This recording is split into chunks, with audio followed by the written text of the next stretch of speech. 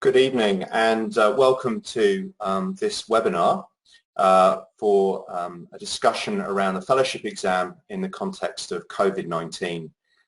I'm Julian Archer, I'm the Executive General Manager at RACS, and it's a pleasure to welcome you this evening. I want to start by acknowledging the traditional owners of the country throughout Australia and recognising their continuing connection to land, waters and community. We pay our respect to them and their cultures and to elders both past and present.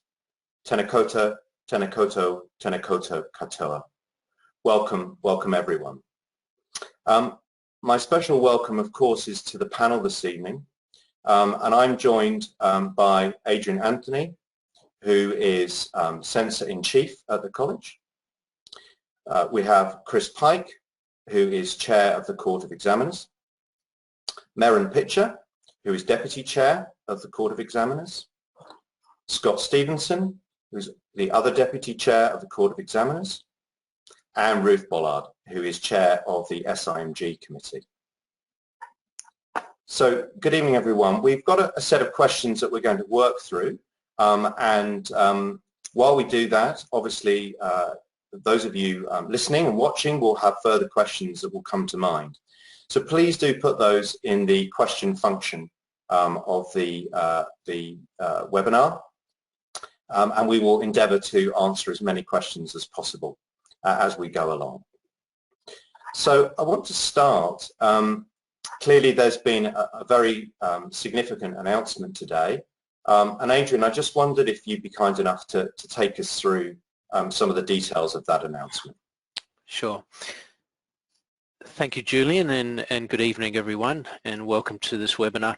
The significant announcement was sent out as a formal communication this afternoon. There may be a number of you who have not as yet read your communication or been aware, but the announcement was that the fellowship exam for September written and vivas in November have been cancelled.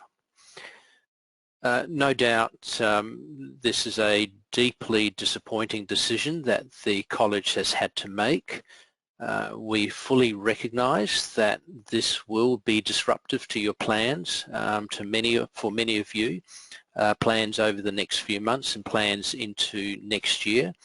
It does mean that your lives, both professionally and personally, may well be in some turmoil, some degree of turmoil, and of course with that comes distress.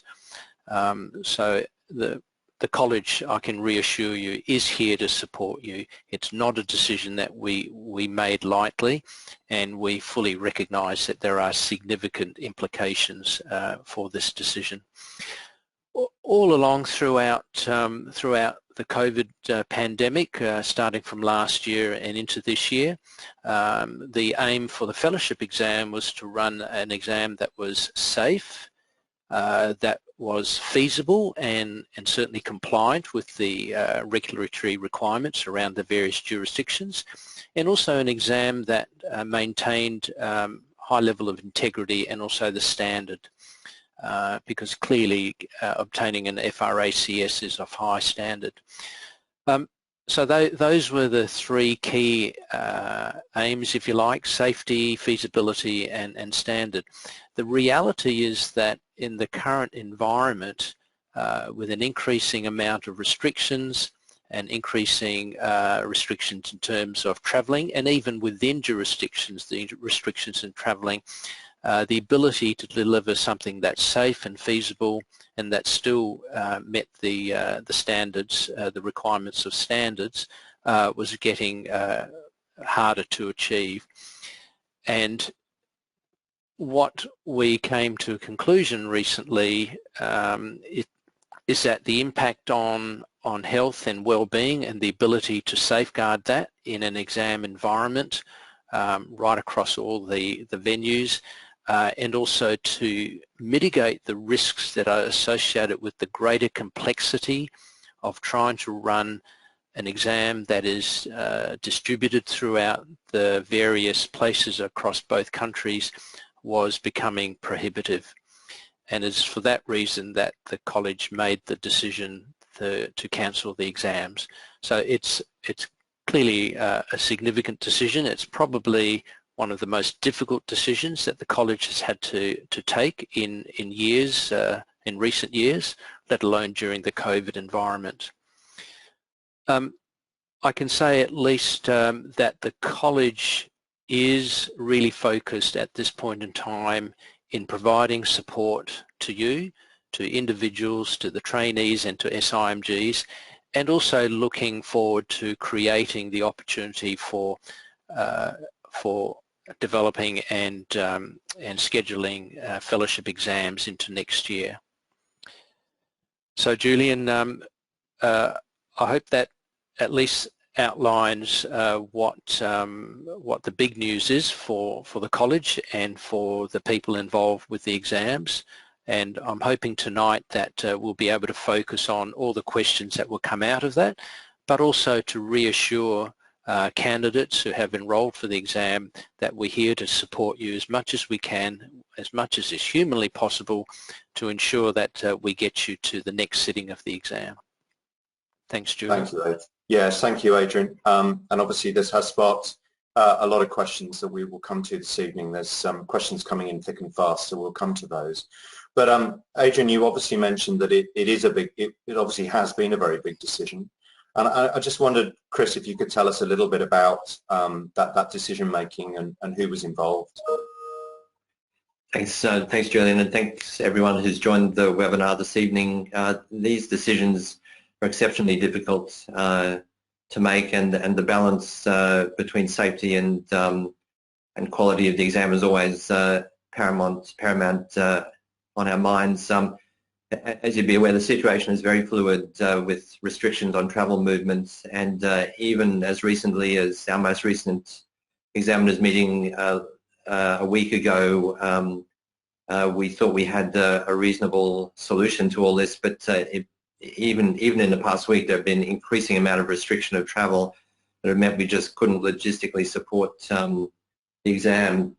And to show this has been to the highest of levels, the decisions, apart from you, the major stakeholders, we have at the college level included the President, the CEO, the Censor-in-Chief, the Chairman of the Court, the Chairman of the Board of Surgical Education and Training, the Chairman of the Specialist IMG Committee, and the whole of the Education Board, apart from the whole of the Court of Examiners. It really has been something that has weighed on our mind very heavily, this decision to not proceed with the exams this year. Thank you, Chris. And I wonder if I could follow that up with a question that's come in from the audience, and that is around the sort of contingency planning that you've spoken of. And someone's asked a question around, we've had various different strategies to try and get around this last year and earlier this year, and we've had quite a long time period to look at what we do, and they're kind of raising the question around why have we got a particular problem now, and where were the contingencies that we could have overcome perhaps to deliver this. Are you able to speak a little bit to that? Yes, it's a fair question, and I appreciate it looks as though we haven't worked hard enough towards this solution. We have exams prepared in February of each year for the whole of the year. The blueprinting of the exam fits pretty much the questions that we set then. So not that it's set in stone in February, but generally speaking, the exams that we set each year have to match the blueprint that we've set at our workshops in February when they're created. So we're not locked into a particular format, but what we provide has to resemble pretty much what we thought we were setting out to examine. Just touching on the quality for a minute, I'm not sure if people want to hear about that, but the Australian Medical Council have looked at our exam. They've found it to be a good exam. It's had a long tradition in its current format, and changing the format is something that we wouldn't do lightly and without sufficient warning. Having said that, this time last year with a different variant of the virus, we did run a dispersed exam over multiple sites, and we found that to fit this exam this time for 175 candidates who are the current registrants, we would have needed more than the 50 concurrent venues over 5 time zones with candidate travelling between states required. We found that we could not provide that opportunity. Clearly, the task for the Court of Examiners is to alter our strategy to make sure that we make the exam more fireproof when it comes to COVID restrictions, and that will be the next part of our planning. Chris, thank you. And I had a question for Merrin on that, really around next steps. Merrin, obviously there's going to be a lot of thinking and work to be done now about next steps. I just wondered if you were able to talk a little bit to that. Sure. There's clearly a lot of work that we've already done in terms of trying to make the exam COVID safe and appropriate. But the Court of Examiners will meet next week and work out the next steps from there. Thanks, Merrin. And Adrian touched on this. Obviously, we're all aware of the significance of this decision and the impact this will have. Were you able to tell us a little bit about the support that's available and what our suggestions to candidates are? Look, I think everyone has their own support networks, and I would strongly encourage them to reach out to those. I think it's very important you touch base with your supervisor and your colleagues and surgeons that you're currently working with. The training boards are there to assist as well, and you should all be aware that the college has Converge International for free counselling, so that's available for you and your families. So please don't forget to take advantage of those supports. Thank you, Merrin. I guess, of course, as the kind of news of today sinks in, everyone's minds are naturally going to turn to what next. And of course, the sort of big question around, well, when is the exam likely to happen next? Can I ask you, Chris, in terms of what we're able to say this evening in terms of when the exam might be next? Clearly, the Court of Examiners needs to meet with a meeting next week to discuss that very matter. Julian, we appreciate that people needs to set a timeline on this event that's not proceeding and when the next event is. We should be able to, at least aspirationally, we should be able to give you at least 3 months warning, as we have previously agreed by the overarching COVID principles, at least 3 months warning of the next sitting of the exam.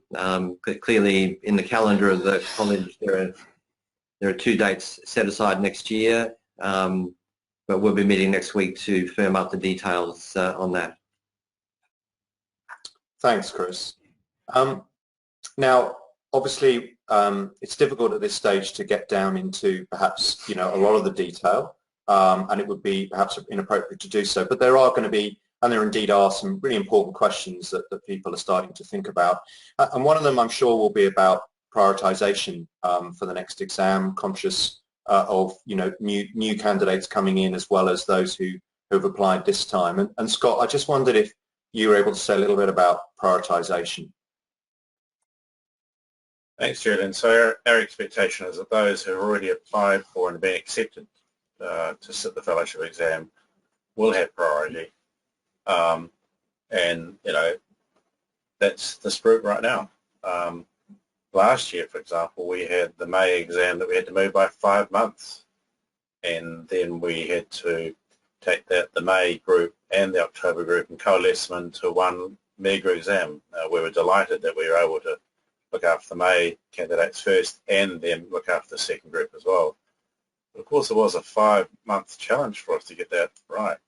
So you have our assurance that the group who have already applied for and been accepted to sit this examination, they're the group that we're focusing on right now.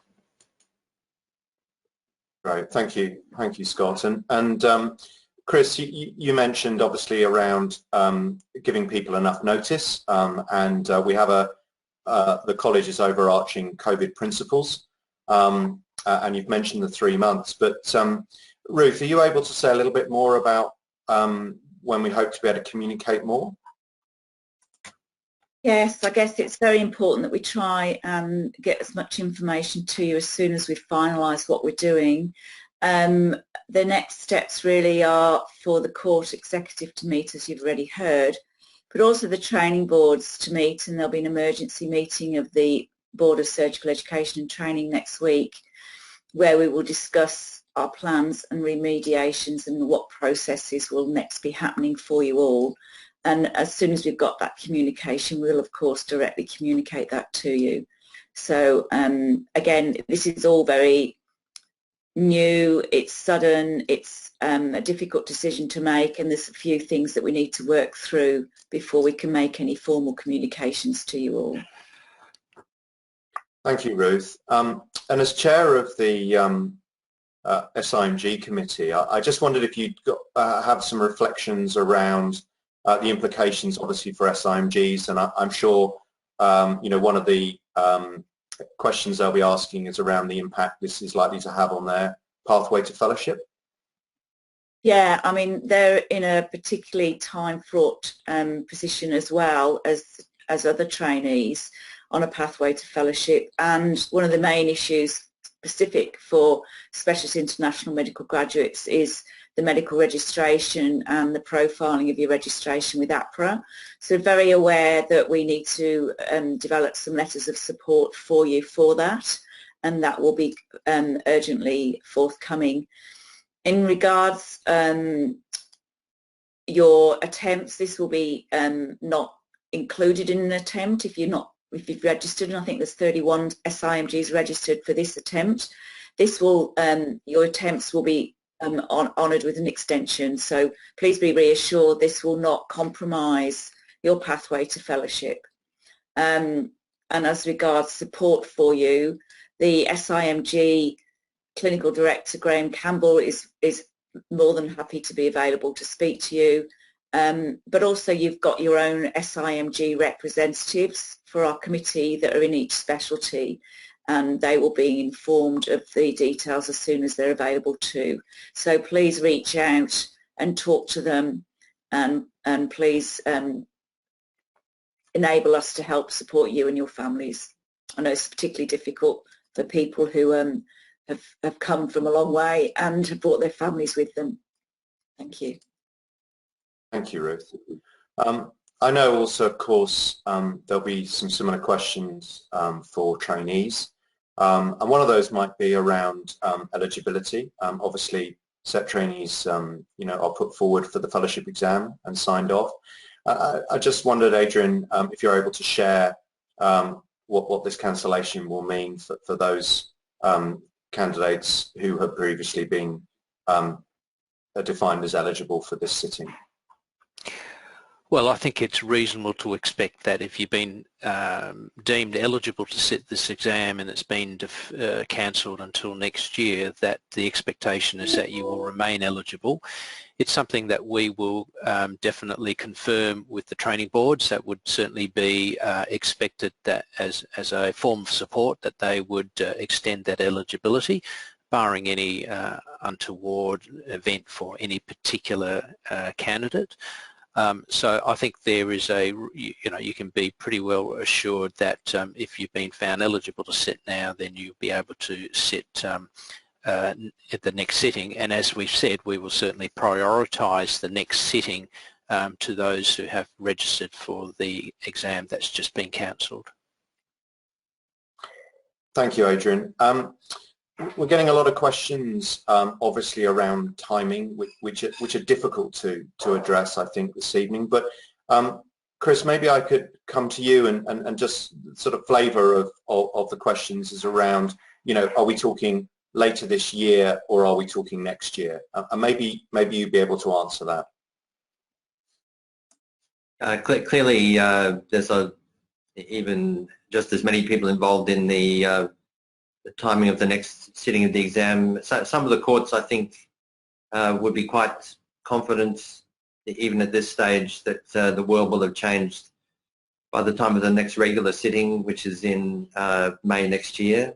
Some of the courts are so big that they would not be able to wait until then because of the size of the cohorts of all the eligible candidates, and we're endeavouring to be just as loyal to you current registrants as we are to the next set of candidates coming through. So it's possible for some of the larger courts that there may be an earlier sitting than May next year. I can't give you anything more definite than that. I know the larger courts would be keen to work on that premise rather than just depend on the two definite dates next year. Thank you, Chris. So I'm hearing certainly not this year, and then obviously we'll be looking at 2022 in terms of what will be provided. Thank you. There's a lot of questions on this, so I think it's important to put this to you as a panel. And I guess this particular question is around really about adaptations and planning. So I'm hearing in the questions a lot of frustration and disappointment, obviously, and some of that frustration around why now in relation to what's been achieved before, or concerns about what this might mean for the future. And Merrin, there's a question which concludes: what are the preparations to ensure the next time it doesn't happen like this next year? Are you able to speak a little bit about the reflections from the court around how to, I suppose, proof what we do going forward? Sure, thanks, Julian. Look, I think that is a challenging question because the format of the exam, as you all know, has got 7 segments which are variable with specialties, and a lot of those can be done as video links. The difficulties have been around having candidates examined by people that they are well known to, particularly if they're resitting. So that's one of the big concerns that the Court of Examiners has had about being able to safely deliver an exam in a dispersed model rather than together, where we've got an ability to provide examiners who are not known to the candidate. From a point of view of the possibilities of what we do, we've moved a long way in terms of less patients and in the exams, though some courts are still requiring the use of patients and being there face-to-face.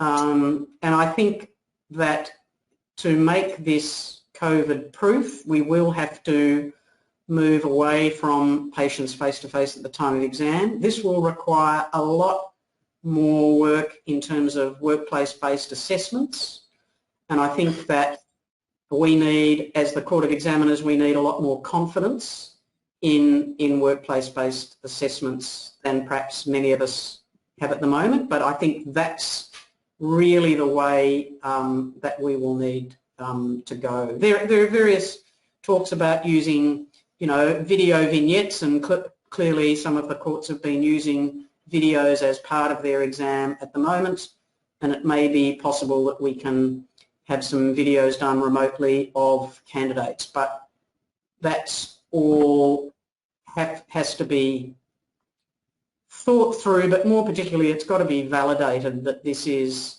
going to provide the fellowship, the court and the AMC that this is an appropriate and valid and reliable method, and that clearly can't happen in a matter of a few weeks. We've got a lot of work to do to actually get that up and safe. Thank you, Merrin.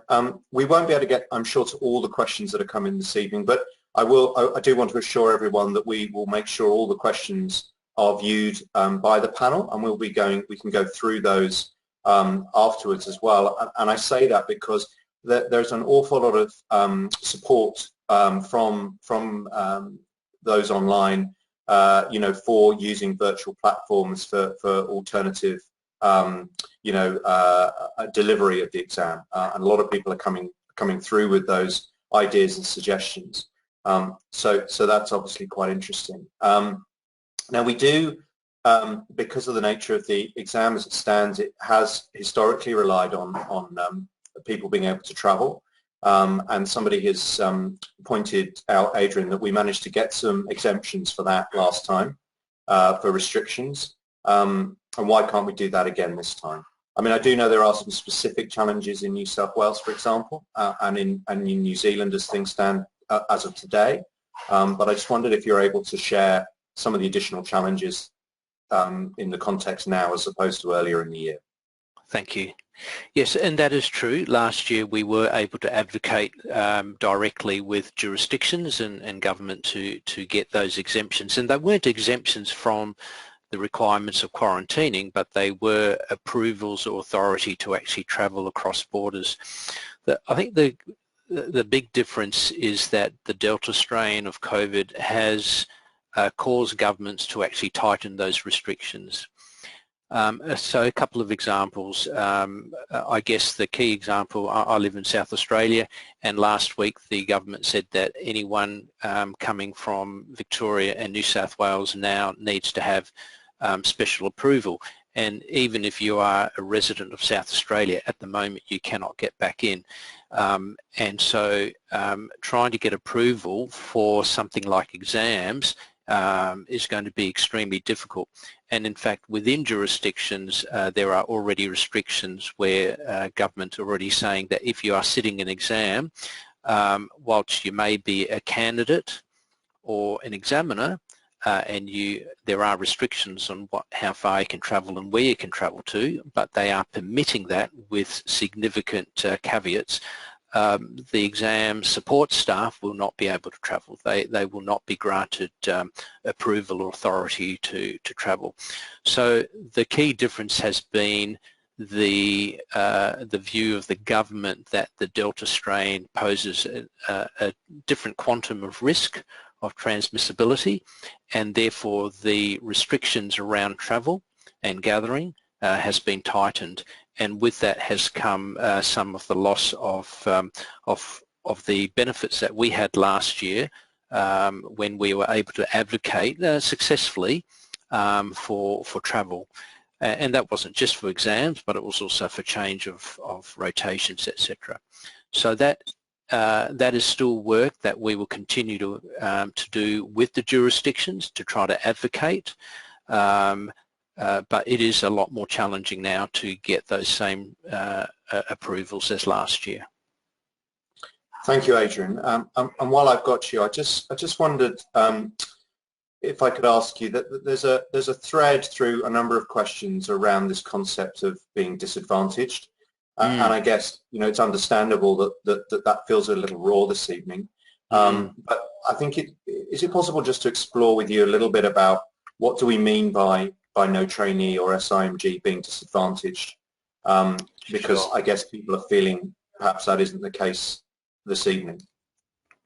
Yes, so I think that's referring to the principles that we developed at the start of last year, around March, when COVID hit us, were there to guide our decision making, particularly around education and training. Of course, that covers exams.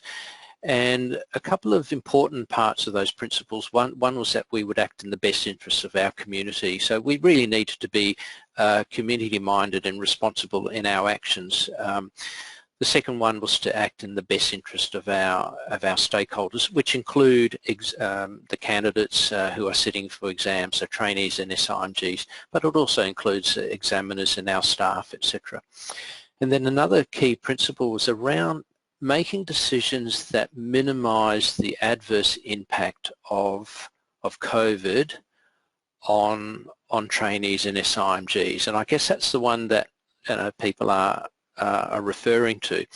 So it wasn't as though we were saying that no one would be disadvantaged, because clearly people are being disadvantaged, but what we wanted to do was to ensure that when we made decisions such as around exams, that we acted in a way that would minimise the disadvantage to SIMGs and candidates and trainees.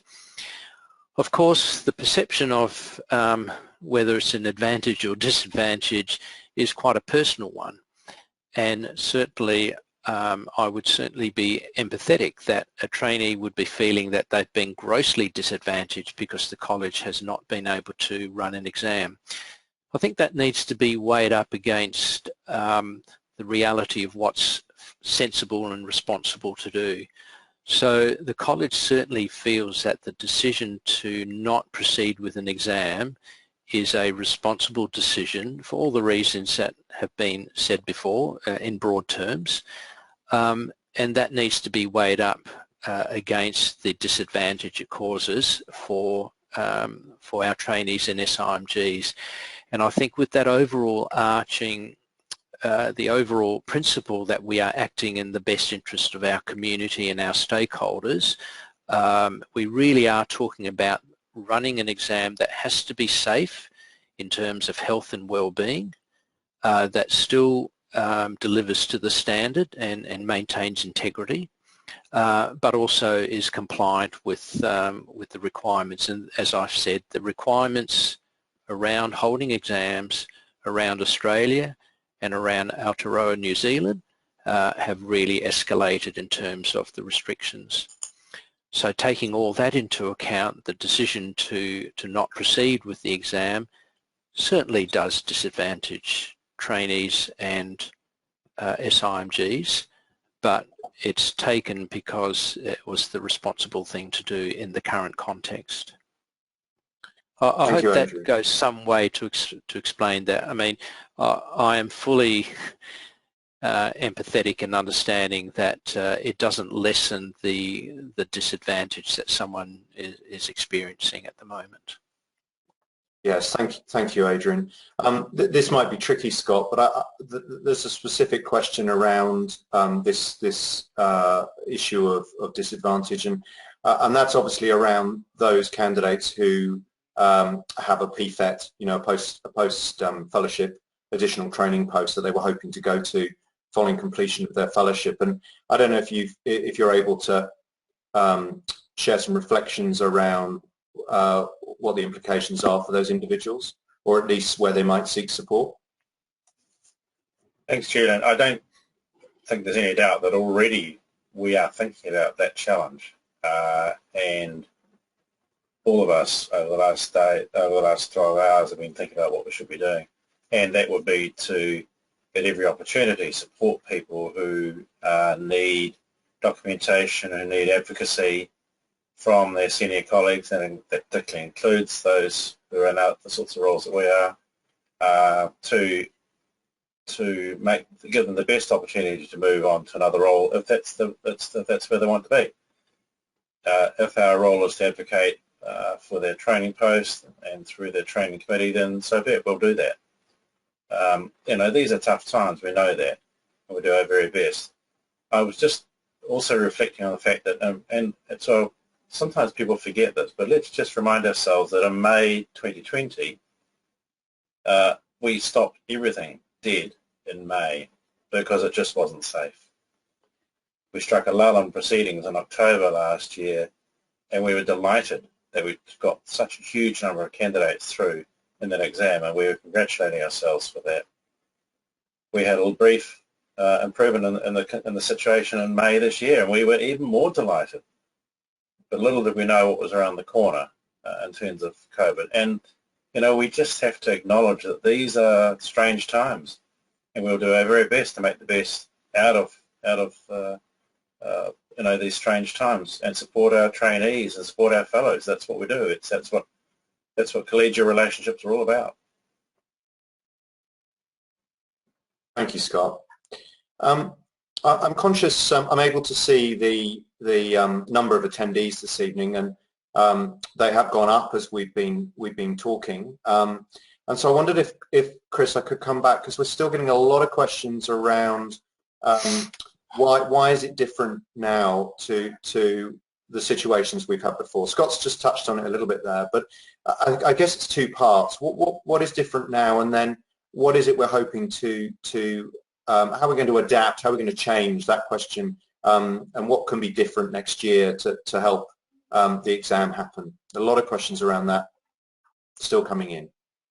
Yes, it's so a little obscure, I know, and it's none of the candidates' fault, but through the evolution of the Court of Examiners, we have, through nobody's fault, found ourselves with a number of geographical mismatches where we don't have sufficient examiners in the right specialties, in the right cities, so to speak, or in the right areas.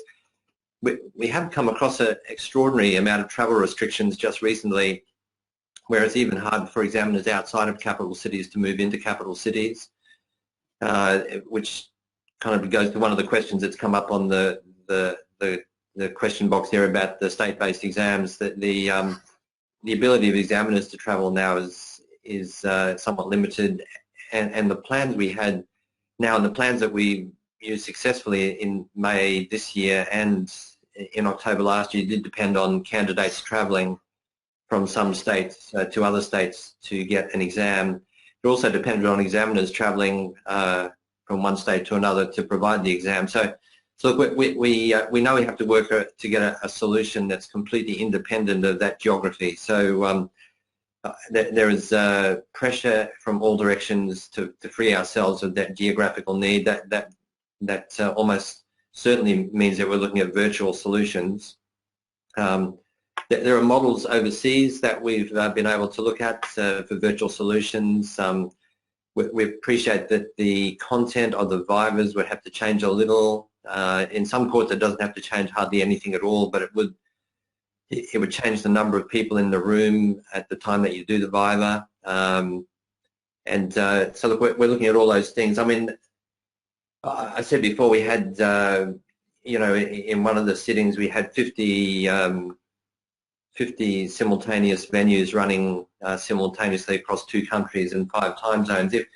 If each of if it's all done virtually, then you kind of have to triple the numbers a bit. Like for each of the candidates, there would need to be 3 coordinated events, 2 examiners and a candidate, all of whom don't have any technical failure. I appreciate we do this every day now, and it seems commonplace, but you know, for 175 candidates having 5 vivas with 3 separate examiners, it comes out to more than 2,600 separate venues, so to speak, that have to be coordinated. I know that's not the candidate's fault, and I know you would feel that we should have been working towards this.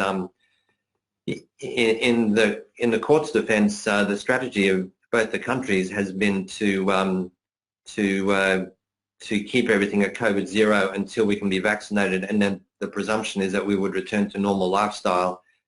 And you know, we find ourselves not in that situation. So the Court of Examiners realises that we're meeting. Things will have to change about the delivery of the exam, and we really want to give you as much warning as we can about any change in the nature of the vivas. But for an exam, which I would point out has put us in pretty good stead ever since it was first introduced in 1946. So there's been a lot of trial and error, a lot of amendments made along that time, a lot of change in the substance. Some of the courts run completely on computer now and don't require patients in the courts who do require patients to be present for the clinical exams. We need to look for solutions for that. I think you know, we do feel the pressure to change. We want to do it responsibly. We want to give you as much warning as we can. I hope I haven't got lost in the answer there. No, that's great. Thank you, Chris. And in fact, there's a question here that's in appreciation of tonight's webinar, and a request that we continue to hold regular webinars, including, for example, you know, after the next Court of Examiners meetings. And I think it wouldn't be too bold of me to say that we will commit to that. Clearly, you know, this has been a useful forum since the beginning of COVID, and I know that this panel and other members involved in the exam, I'm sure, will be more than happy to run further ones of these to make sure that everybody is fully up to date and confident in what is happening and when. because there obviously remains a certain amount of uncertainty. And Ruth, obviously not just for SIMGs, it's also for SET trainees. People are raising things like, will I get an extension to my training next year if I can't sit? What's going to happen to those who are hoping to be selected in this year? And I don't know if you're able to speak a little bit to that. Perhaps some words of reassurance about some plans that we'll be working on. Well, from the SIMG point of view, we are working at providing an extension to your pathway to FRACS, so the same I would imagine would apply for trainees. And working with the training boards with BSET will be the next step with an emergency meeting, as I said already. We will need to provide letters of support for APRA, registration extensions for SIMGs that are in a different registration scenario. And again, looking at where trainees go and where the rotations are going to be impacted by this, and presumably what comes off the other end in people that are qualified to be fellows. We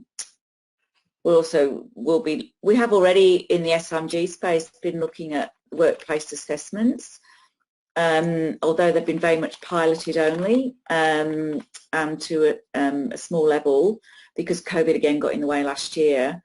The decision to date has been that these still require some face-to-face component as an assessment. So at the moment, the SIMG team are looking very hard at how we can implement workplace assessments, which may help with getting SIMGs through, not only trainees. So I think this is an exciting period of change, and I like to use the word don't waste a crisis. We've got some momentum now in making some changes, maybe some hopefully good improvements to how we've all been working. We've already seen that with these webinars. We've already got more savvy with the virtual world, and I think that's how we see these changes are going to have to be implemented. So I guess we can use this time to really reflect on all the good work of the exam process in the past, all the good work of the assessments of trainees and SIMGs in the past, and perhaps now focus on a new way forward, maybe a hybrid model to start with, but our energies and work need to be pushed in a different direction, but safely and with good credentialing and good evidence base behind it. So I guess that's my little bit on where the future is of these assessments, whether they're exams or workplace assessments. Thank you, Ruth. And there are a number of questions around obviously recognising that the current exam has got different components to it. And there are a few questions, Maren, around why could candidates, for example, not go ahead and sit the written exam, even if they can't do the clinical? And I wondered if you're able to say a little bit about that. I suspect it's talking a little bit again around some of the extent of the restrictions that there are already in place, because actually, of course, that you wouldn't be able to do the written exam.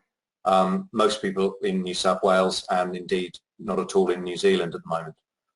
So I think that's the main issue, is that it would not be possible for New South Wales or New Zealand candidates to sit writtens.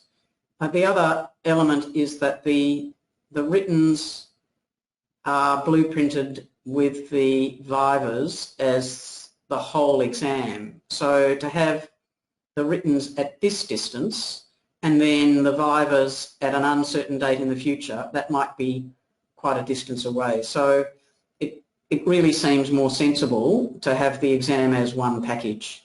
So I don't think there's much and all as people have been studying hard for the writtens coming up, in a fairly short time, it's a better thing to have the whole exam together rather than separated by a significant period of time. But I think the fact is we can't have candidates in Sydney and New Zealand, and that's probably a third of the lot sitting in the coming lot would be in both of those venues. So it would as I say, it wouldn't be possible to do that. Thank you, Marion. And it's probably also worth saying around how the exam is mapped, isn't it, as well? We kind of think of it as two components because it happens on 2 occasions, but of course all the exams are written as one, and you know the blueprinting and the decision making is based on the whole exam, isn't it, in terms of written and clinicals together. So it's actually not conceptualized as 2 separate exams. Chris, this is maybe the million-dollar question, but somebody's asked around, are there objective criteria that we're thinking about and looking at in terms of decision-making about going ahead or not going ahead in the future? So I suppose the complexities of COVID are getting more complex in terms of how it's being reported and how we're thinking about it. So, you know, is it about case numbers? Is it about hospitalisation? Can we involve jurisdictions more? Reflections on those complexities.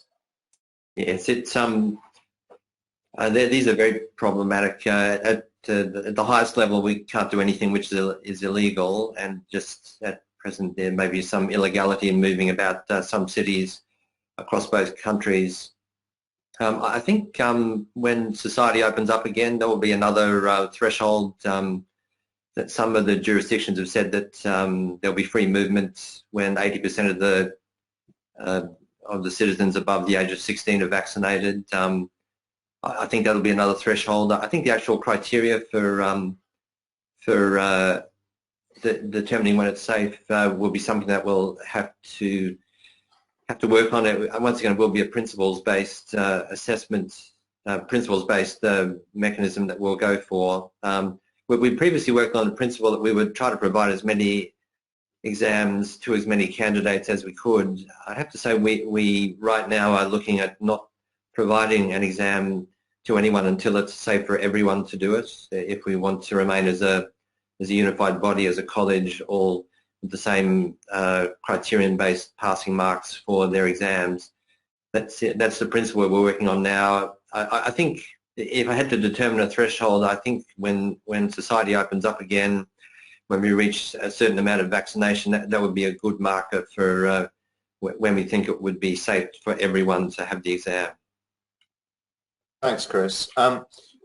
There's an interesting question here around this very topic. I have just picked this one up in addition, which is really around someone saying there's not really any guarantee for the next 6 months or so. Suggests perhaps slightly depressingly that, you know, there could be a new strain.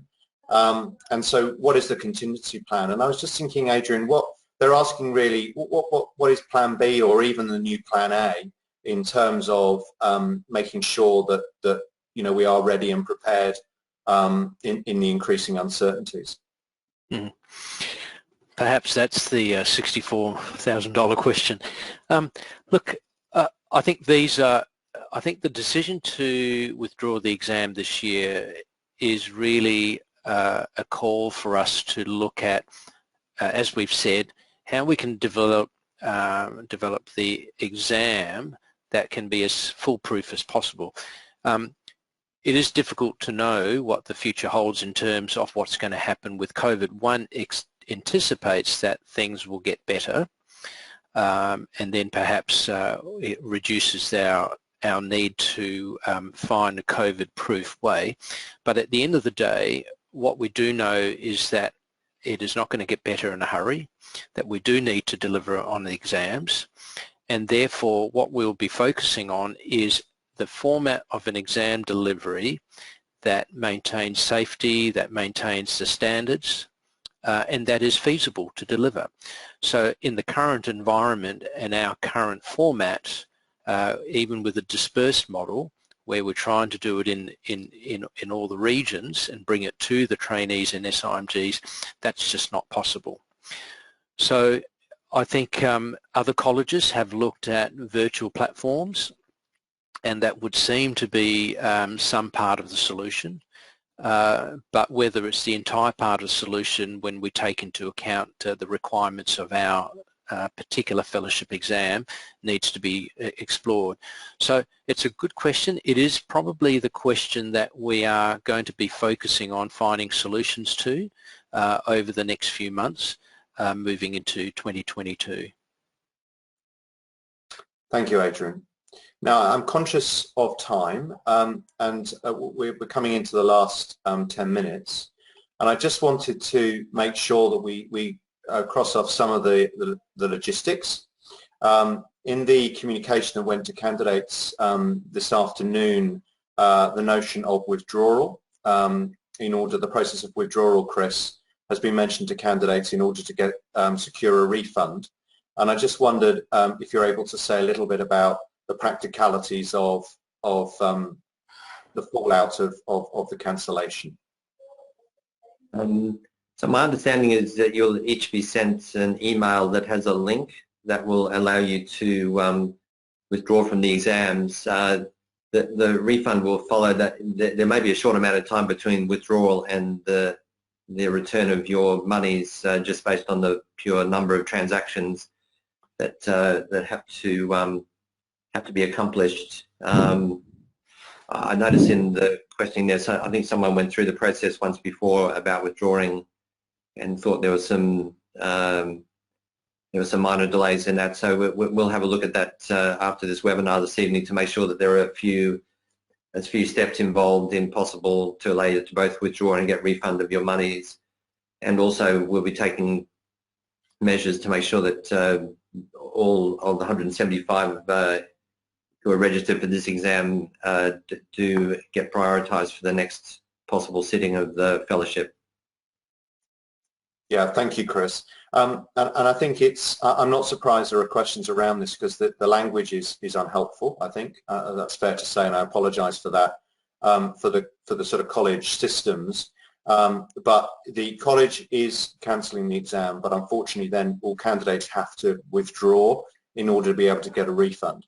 But there are a few questions around, is a withdrawal seen as a withdrawal? And no, that's not the case. So this will not be handled as if it's a last-minute withdrawal. So a full refund of the exam fee will, of course, be paid back. Unfortunately, with the waiver and the way we've had to manage things within COVID, the college is unable to support other associated costs that people may have incurred. But obviously a full refund of the examination fee will be offered. The other question that's come through, I'll just tie off if I may, is could the college not keep the money through to the next offering and just keep the money through? Unfortunately, we can't do that. So we do need to go through a refund process, and please bear with us as we do that, in order that we then will have to then recharge everybody when people register for the next sitting, when we know when that is. So I apologise around those logistical matters. I guess the main thrust of nearly all the questions, or 2/3 of the questions coming through, is the kind of impact that this is having on individuals on hearing this news.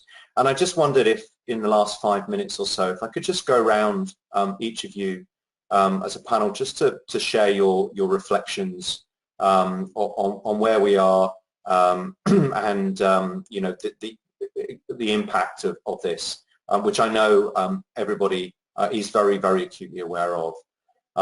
And so perhaps, Merrin, if I could start with you in some sort of closing thoughts and reflections. Look, I think it's, you know, it's enormously disappointing to all of us that we're not able to deliver an exam. I think, as Scott said, we're pretty proud of the fact that we managed to deliver 2 exams in COVID and get through. So I think we're all deeply disappointed that we're not able to provide you with an exam. And I think the main issues are exactly as you've articulated. You know, when is the exam going to be? What is it going to look like? What does it mean for my job next year? What's going to happen to the people who've just been selected on the program? And those are all things that are really distressing because we want certainty. We want to know what's going to happen when. I know certain of my trainees, they've got their career and their life mapped out on the basis of when they're going to pass the exam, and suddenly that's, you know, that certainty is taken away. So I think that Adrian has put it really succinctly. I mean, we've got to do something that's safe, and at the moment it's not safe, and we've got to have something that's fit for purpose. We haven't got anything off the shelf that we can just put on instantly in a virtual platform. So we want to do it right. We want, you know, I think as fellows, we're very proud of the fact that we are fellows of this college. It's something big and important, and, you know, it needs to be, the exam really validates our training and our career and our profession. So it's distressing, but we want to do it right, and if it's, you know, if it takes a little while to get it right and do it properly, then that's what we have to do. Thank you, Marion. Scott, have you any further thoughts to add? Thanks, Julian. We are as gutted as the candidates are for this particular set of circumstances, and you know, we'll do our very best to make this work. But times change, and change is constant, and you know, we just don't know what the future is going to hold. I was reflecting on the fact that I've got a previous trainee who's now working as an advanced trainee in the West Midlands. He's had 18 months of having no training because of what COVID has done to the West Midlands and under Birmingham. I've had two colleagues that I know personally have died in their mid-50s from COVID because they're otolaryngologists who are working on open airways in the West Midlands. And let's just put that in context. So we don't want our populations at risk. We don't want our trainees at risk. We don't want your family and whānau at risk. We don't want our staff at risk. And it's a tough, tough time, but right now we have to be mindful of keeping it all safe. And as soon as we can move it forward safely, as soon as we can think of alternative strategies to allow us to do the assessments, we will. We'll do all of that. That's our responsibility, is to make it safe for everyone. Thank you, Scott. Ruth.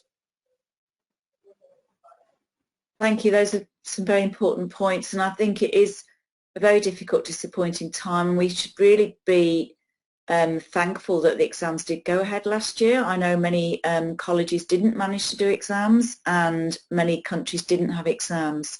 But if we continue to try and adapt and change at the last hour, it's going to create more stress and strain on everybody. We won't know where we're going to be travelling to. We won't know where we're quarantining for 4 weeks because of 2 weeks in one place, 2 weeks in another. The stress and the strain on everybody involved, the court, the staff, the candidates sitting the exam, and their support people and their employees and employers. So we've got to be sensible here. We've got to look about the whole picture, and really we don't want to be responsible for getting COVID in an exam situation. I mean, that's the bottom line, isn't it, really? That would be a complete disaster and would not help anybody. And COVID is around. It is real. I've got friends that have had COVID and have nearly died. So it is real, and we have to respect it. Thank you, Ruth. Chris? Julian, if I could just talk about pride for a minute. Well, it'll be a great sense of pride that we have you as our colleagues, well qualified and well trained, and we do have a lot of pride as an institution being able to work at fixing up problems. I think as surgeons we're natural fixers. We all want to fix up the next problem, get through it, get to the next thing. I know you'll be going through that this evening yourselves, trying to work out when is the next time I can do this. This is a problem. We all have to fix it. And that'll be the great pride we'll have, as having you as our colleagues as surgeons. I know the examiners are very upset about not being able to go about what we know is a great experience for both the candidates and for the college. And I know that your trainers who put in so much time and have so much pride in what they've done with you and getting you to this part will also be upset that you can't attempt this exit milestone for the rest of this year. But I think we'll have great pride in trying to fix up the problem, find a solution, work together, and have you all as our great problem-fixing colleagues. So I look forward to that. Thank you, Chris. And finally, Adrian. Thanks, Julian. Look, a couple of things. I think From a very personal point of view, I think I would strongly encourage you to reach out to the people around you, your colleagues, your supervisor. If you have mentors, reach out to your mentors, reach out to your training boards, reach out to your RACSTAR reps, reach out to us, anyone in the college within the exams department. All of us are here to support you. I think it's okay to vent your frustration. This is a very frustrating, very stressful time for all of you. So I think it is okay to vent your frustration, express your frustration to people around you. Obviously, we expect you do that in a healthy, respectful way. But I think it's important that you know that you have that permission to be feeling quite distressed about this.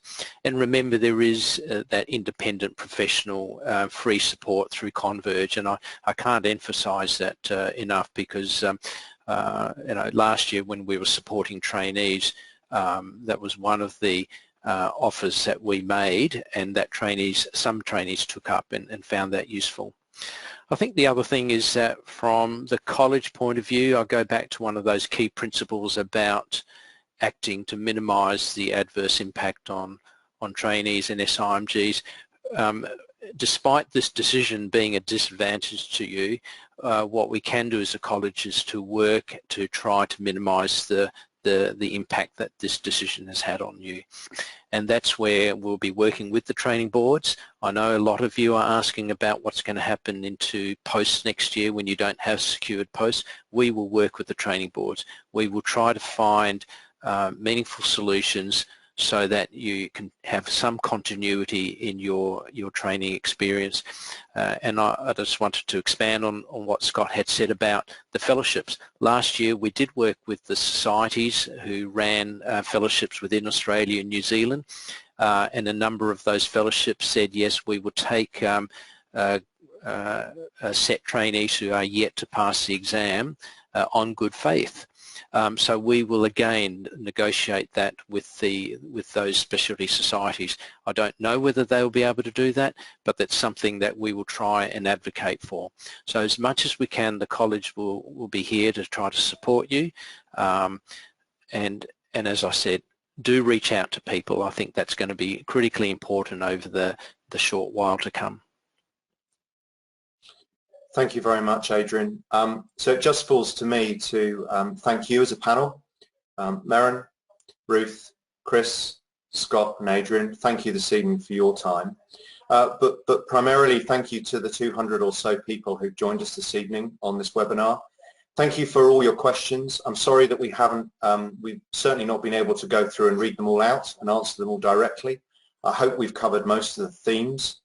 I know that there's a lot of frustration and concern and upset expressed in those questions, and I hope you have heard this evening that we've heard that. And so I assure you that we will go through each of these questions. We will make sure that this panel and others are aware of the contents of all your questions, which include some great suggestions as well around the ways forward, and some really good encouragement around getting vaccinated and looking forward in our approach to things. Somebody also asked a very important question: where else do I go? Where do I go if I've got a question after today? So the answer to that is examinations@surgeons.org. It's available on the website if you look under examinations, but examinations@surgeons.org. And we will promise this evening that we will carry on holding these webinars to provide updates as we have them, as well as, of course, written communications in the meantime. So thank you very much indeed to all of you who've joined us this evening. Thank you to our panel, and I wish you all a very good evening. Thank you.